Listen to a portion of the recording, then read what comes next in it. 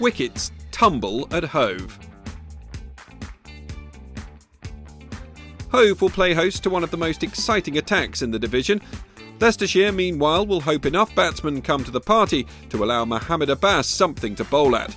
There was an early wicket at Hove, with Wright striking in the first over, getting one to leave Salt, who could only edge through to the wicket-keeper. And things were going to get worse before they got better for the home side, as Taylor started to produce his best. And that's the end of Luke Wells. That before getting two in 1 over, Haynes clipping a return catch and Finch edging behind. Thick edge and gone, caught behind. Taylor then exploded Brown's stumps to leave Sussex reeling at 36 for 5. Visa and Van Zyl led the recovery with a 50 partnership for the 6th wicket coming up in just 46 balls.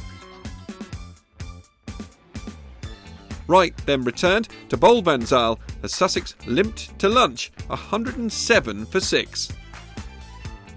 Wright picked up where he left off in the morning session by removing Jordan, and soon afterwards Taylor completed his 5-fer, the first of the season, when Visa lost his off stump not long after passing 50. Visa looks back in disbelief. Sussex held on for a while before Taylor bowled Robinson to complete career best figures of 6 for 47, and Griffiths wrapped up the innings by holding on to a leading edge from Briggs, Sussex all out for 173. Hamza took his first wicket in English cricket as he caught and bowled Javid for 7.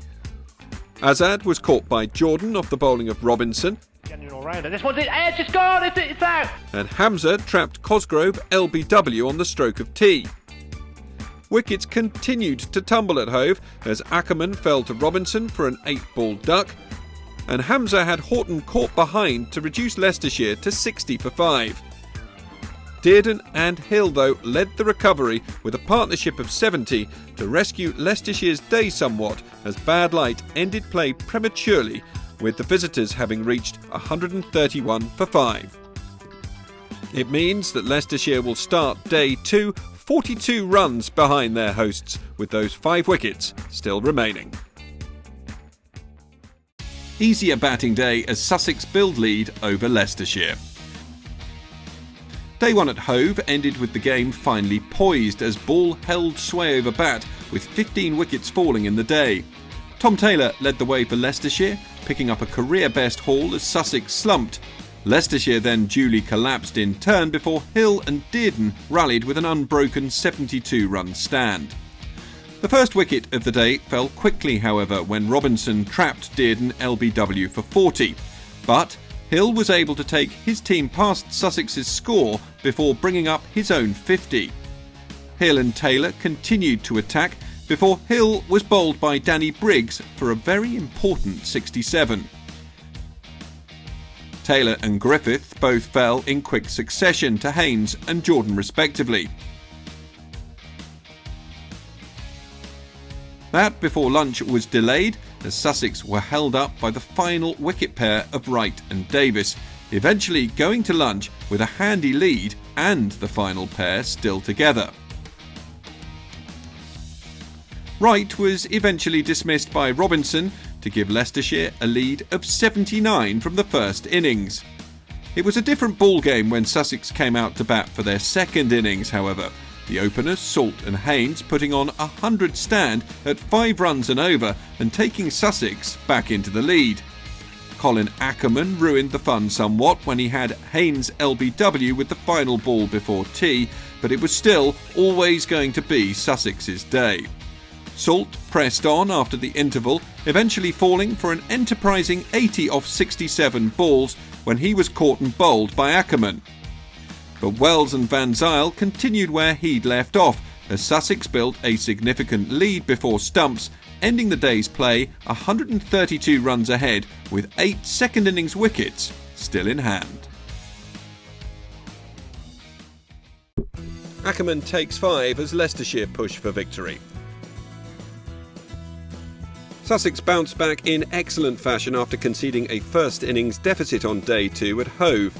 Lewis Hill's 67 allowed Leicestershire to pass Sussex's total and gain a valuable 79-run lead on the first innings.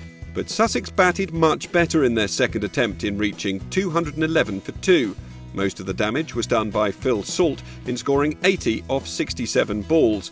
First innings hero Tom Taylor didn't take long to get into the game on day 3, taking the crucial wicket of Van Zyl in the opening over when he was caught behind by Hill.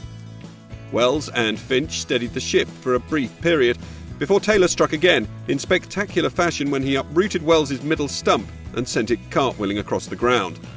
Things would only get better for Leicestershire in the next over as Brown lasted only 4 balls when Ackerman found some prodigious turn to have him trapped LBW. Visa also fell LBW as Taylor got back into the action, a third Sussex wicket falling in as many overs. Finch and Jordan held on for a period while playing the occasional shot in anger, before Ackerman pounced twice in 3 balls to remove Jordan and Robinson, with both men being caught at bat pad. It completed a maiden first-class 5-wicket haul for the South African.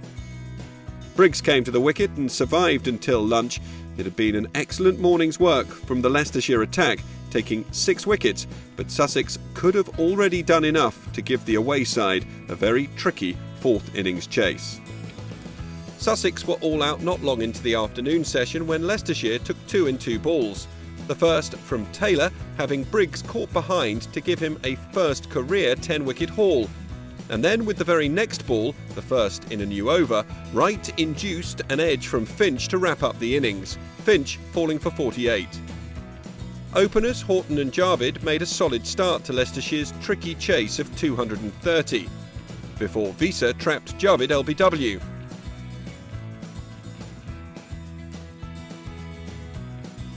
There were to be few dramas as Assad came out to join Horton, and they played sensibly while putting away the bad balls to calm any nerves and reach a 50 partnership. Horton reached his 50 with a lovely square drive off Jordan.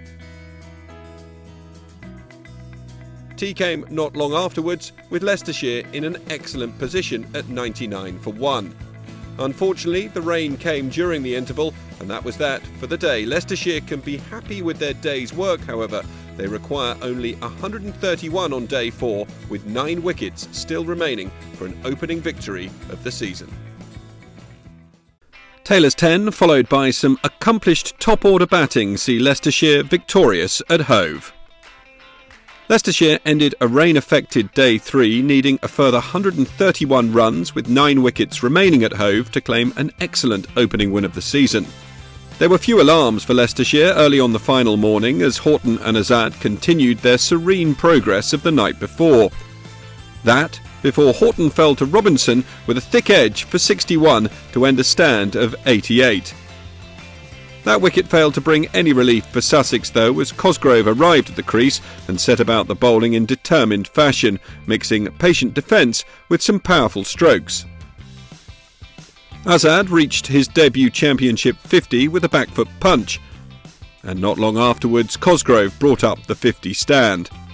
All that before lunch arrived, with Leicestershire needing a further 54 to win the game.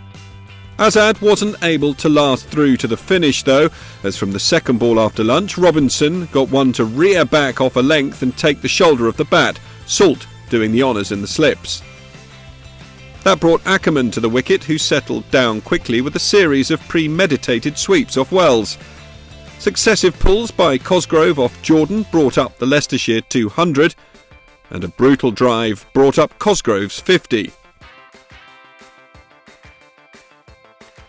That before Ackerman clinched the win in the same over, a thoroughly professional and controlled run chase from Leicestershire, giving them an excellent opening win in a season in which 3 teams will be promoted from Division 2. 21 points Leicestershire's reward, Sussex left with 3 from their efforts in the opening round.